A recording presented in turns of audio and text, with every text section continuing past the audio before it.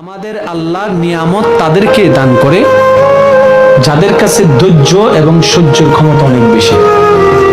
না হয় একটু কল্পনা করেন, যেই নবী আঙ্গুলের ইশারা দেওয়ার কারণে রব্বে করিম আসমানের চাঁদকে দুই ভাগ করে দিয়েছে, যেই নবী একটা হুকুম দেওয়ার কারণে রব্বে করিম ডুবন্ত সূর্যকে আবার উল্টা ফিরে এনে দিয়েছেন, সেই নবীকে আল্লাহ এত পাওয়ার এত ক্ষমতা দান করার পরও সেই নবী ক্ষুধার যন্ত্রণায় কষ্ট পাবে, এটা তো মিলে না।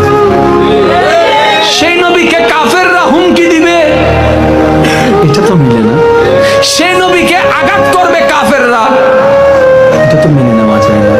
ব্যাপারটা কি শুনেন, সত্যিকার শক্তিশালী পাওয়ারফুল তারাই যার কাছে ক্ষমতা থাকার পরও ক্ষমতা দেখায় না। সুবহানাল্লাহ জোরে বলেন না। যাদের কাছে পাওয়ার আছে পাওয়ার দেখায় না, রবের দিকে তাকায় বসে থাকে, আল্লাহ তুমি দিয়েছো আমাকে হুকুম, কিন্তু আমি ব্যবহার করব না।